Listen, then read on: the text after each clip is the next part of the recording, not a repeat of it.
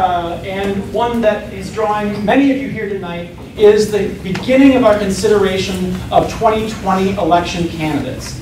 We have two races, two contests considered tonight, with all eligible registered Democrats having been reached out to for participation in consideration of endorsement for these contests tonight.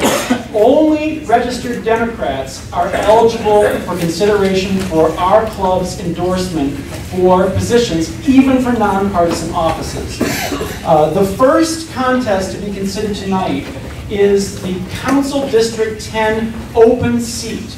This is a mid-city district that has been represented for the last 13 years by Herb Wessel. It is coming open in 2020, and we have with us tonight a Democrat well known to many club members. She's been a member for 4 years. She was the executive board elected member from the 53rd District. She is still re-elected to her seat as a delegate to our state Democratic Party from the 53rd District. She's been an advocate for language, translation, and ballot access here throughout Los Angeles, and on redistricting and fair redistricting here in the city and in other jurisdictions in the county.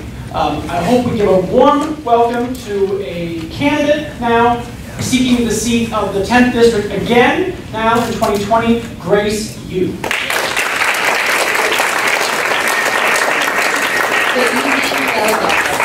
I am so pleased to be able to have my very good friend, Eric Jacobson, who's actually someone I've known since I was 13. I thought he might give a little perspective, and we'll keep under the 4 minutes. Okay, just briefly, my name is Eric Jacobson. I'm a public school teacher over at Eagle Rock High School and tennis coach. Been there for 24 years. I did meet Grace 36 years ago when we were in the Magnet program at Eagle Rock Senior High School. And even from the earliest time, she had a great interest in social justice. She's passionate about helping people and vigorously defensive of protecting people's rights. And those people who were downtrodden or disenfranchised, that's where she stepped up and wanted to help. And I'm so not surprised that she's here today, because this is kind of a destiny for her. Thank you. Thank you, Eric. Folks, as you know, I'm a local girl.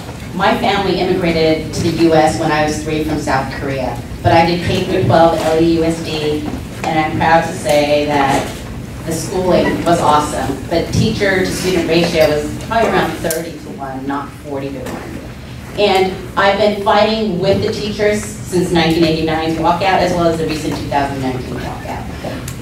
Look, I'm an attorney who's been working for those who don't have a voice. I started as an attorney for abused and neglected children. Then I went on to do policy in DC before coming back home to Los Angeles to do what's right for community members. And there's a lot that is not right with our city, and I want to fix it. Starting out with simple things like infrastructure. And that all goes into SB 8027 from the prior year and SB 50 now. They don't pay attention to that. We should be able to divide all the tax monies to everybody instead of the developers who are putting and implementing this in. That's not fair. I just think we should be more fair in how things are done.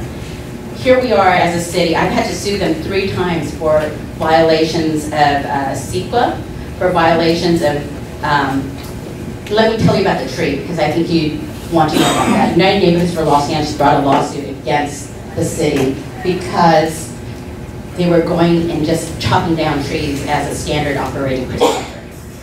That should not be happening. We need to save our trees. Because of the lawsuit, we were able to save 16 of the 18 trees, and the city changed its policy. I believe that as an elected official, I can be in there, and instead of having to sue to do the right thing, I can be there to do the right thing from the get-go. I hope you'll entrust in me the opportunity to go and do right. And EAPD has a history of just supporting the right candidates who can go out and win, like Jackie Goldberg. I am thrilled to be here with you and hope to seek your endorsement tonight because I want to go in and do what's right for everyone. Thank you so much.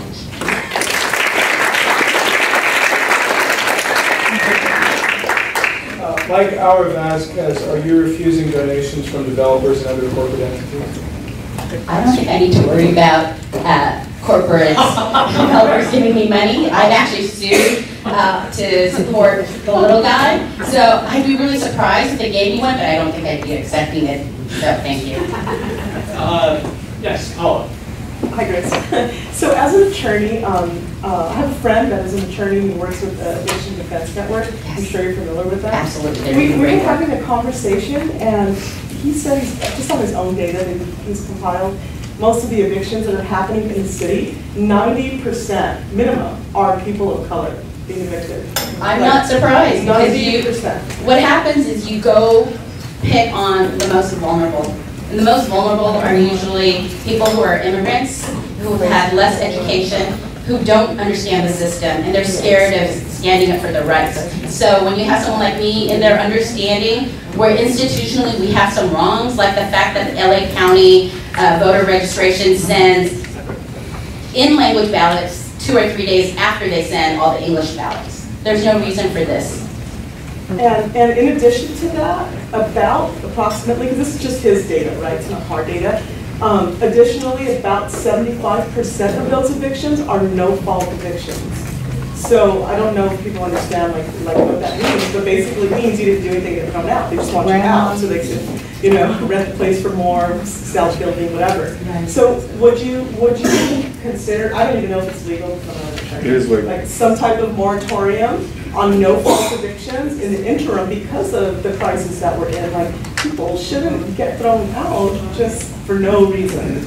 I would bring it up to the city council and definitely do what is best for all people. And the reason we have more homeless on the street is because we keep evicting people. We get rid of the RSOs, right? The rent stabilized ordinance homes are taken out and new mega developments go up that are all very expensive. We're talking $2,500 for a studio.